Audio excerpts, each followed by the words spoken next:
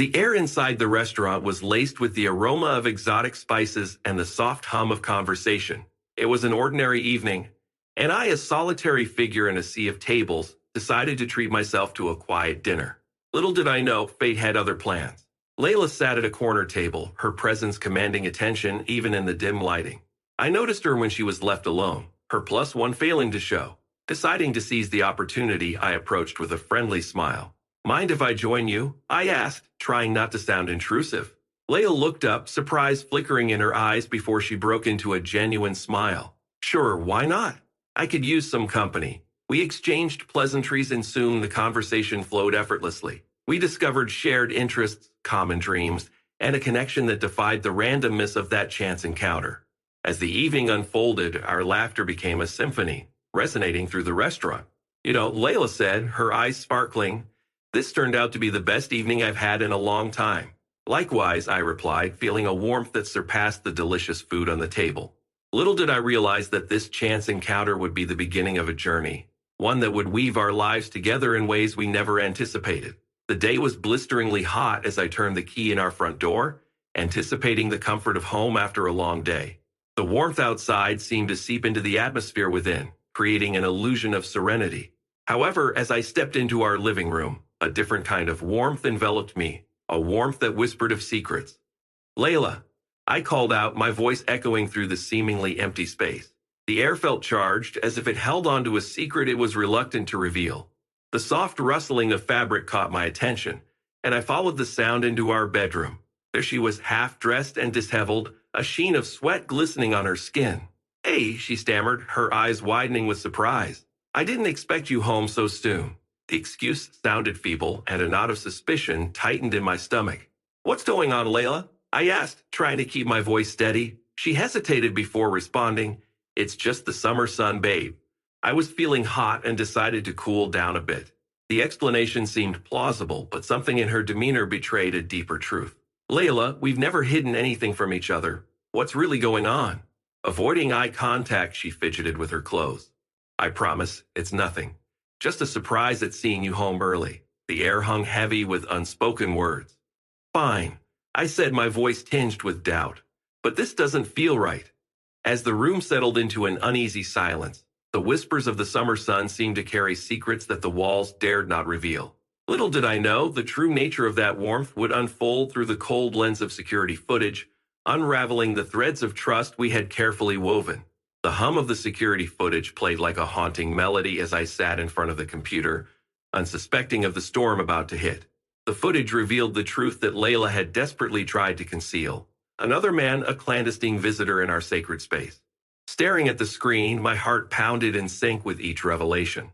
There they were, Layla and the mysterious man, their interactions betraying the sacred vows we had sworn to uphold. The room seemed to close in on me as I watched, a silent witness to the unraveling of our seemingly perfect life.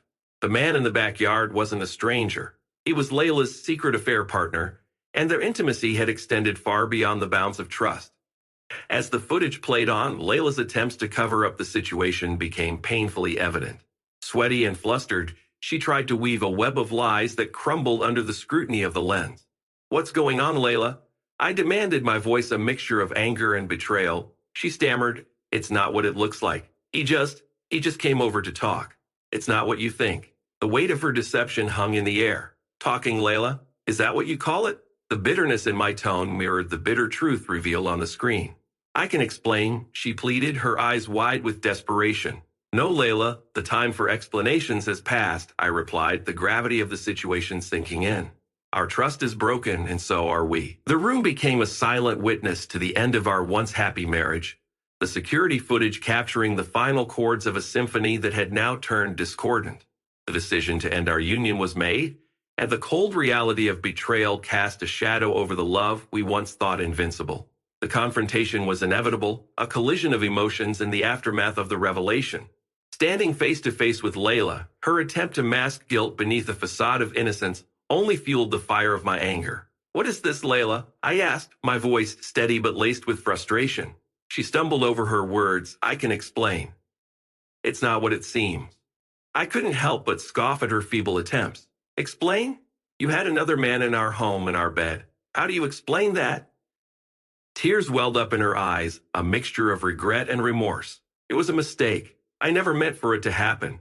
A mistake? I retorted, incredulous. This goes beyond a mere mistake, Layla. It's a betrayal of trust, a violation of everything we built together. As the weight of her actions pressed down on us, I noticed her struggle to find words that could undo the irreparable damage. Sweaty and disheveled, she looked nothing like the woman I thought I knew. Why didn't you just talk to me? I pressed, my anger giving way to a sense of profound hurt. She hesitated before admitting, I was scared. I thought you'd leave me if you found out. The room echoed with the silence that followed, a silence that carried the weight of shattered trust. Layla, you should have trusted our love enough to be honest, I said, my disappointment evident. In that moment, the realization dawned on both of us. The cover-up had failed. The fragile facade we had maintained crumbled, leaving behind the stark reality of a broken marriage. The decision to end what was once a perfect union hung heavy in the air, and the room became a battleground for emotions that could no longer be contained. Embers of anger glowed within me, fueled by the betrayal that had unfolded. The weight of that anger found its release in a torrent of actions meant to publicly humiliate Layla, a desperate attempt to externalize the internal turmoil. You thought you could betray me and get away with it? I shouted, the venom in my words lashing out. Well, now everyone will know the truth. I began the ritualistic purge, tossing out her belongings like discarded memories. Each item, once a symbol of our love, now became kindling for the flames of humiliation. The room was consumed by the heat of my rage and the crackling sound of items meeting their fiery demise. Layla stood there, a portrait of shame, her attempts to salvage dignity met with a wall of resistance. Please, just let me explain, she pleaded. No more lies, Layla. The time for explanations is over, I retorted, my eyes burning with a mixture of hurt and indignation. As the flames danced, so did my resolve to sever the ties that bound us. Wedding portraits, gifts carefully chosen, and reminders of a love that had now soured, all found their way into the inferno. The room bore witness to the destruction of a union that once seemed unbreakable. I hope you're enjoying this, Layla said, her voice a fragile whisper amid the crackling flames. Enjoying? No, this is necessary. I won't carry the weight of your betrayal any longer, I replied, my tone resolute. The spectacle attracted the attention of our neighbors, their curious eyes peering into the turmoil of our shattered home. The air was thick with humiliation, and yet in that moment it felt like the only way to reclaim a semblance of control. When the last flame dwindled and the remnants of our life together lay in ashes, the room stood as a testament to the irreversible damage inflicted. The decision to end our marriage had been publicly declared, and the wounds of betrayal now laid bare for all to see. The aftermath of the fiery spectacle left the air thick with echoes of broken vows. The room, once filled with laughter and shared dreams, now felt desolate. Every corner whispered the remnants of a love that had succumbed to betrayal. In the days that followed, Layla and I moved through the motions of life like distant strangers. The echoes of our severed connection reverberated through each interaction, a silent reminder of promises that had been shattered. I never thought it would come to this, Layla admitted one evening, her voice tinged with regret. I wish I could turn back time and undo the mistakes. Words hung in the air, pregnant with the weight of unspoken truth. Turning back time won't erase the choices we made, I replied, my voice a blend of resignation and lingering pain. The wounds were still raw, and the attempt to rebuild seemed futile. Trust, once shattered, proved challenging to rebuild. Every smile carried the weight of a once shared secret, and every touch left an imprint of betrayal. As we moved through the motions of daily life, the echoes of our broken vows manifested in the smallest of details. The space between us grew, and conversations turned into careful dances around the past. I miss us, Layla confessed, her eyes reflecting a longing for the love we had lost. I nodded, the pain etched in the lines of my face. So do I, but some things can't be mended. The once perfect union now felt like a delicate dance on the precipice of irreversible loss. Love, once the anchor that held us together, had become a treacherous terrain to navigate. In the quiet moments, the echoes of our broken vows became a haunting melody, a soundtrack to the disintegration of a once happy marriage. The decision to move forward seemed both daunting and inevitable, as we grappled with the aftermath of betrayal and the irreparable damage inflicted upon the sanctuary we had called home. Time marched on, but the haunting memories of betrayal lingered, an ever-present specter in the corners of my mind. Nights became a battleground where sleep was elusive, and the past played out in restless dreams. I can't escape it, I confessed to Layla during a strained conversation. Everywhere I look, there's a reminder of what we had and what you destroyed. Layla sighed, her eyes reflecting the weight of her own guilt. I never meant to hurt you like this. I thought I could fix it, but I was wrong. The honesty in her words did little to soothe the ache within.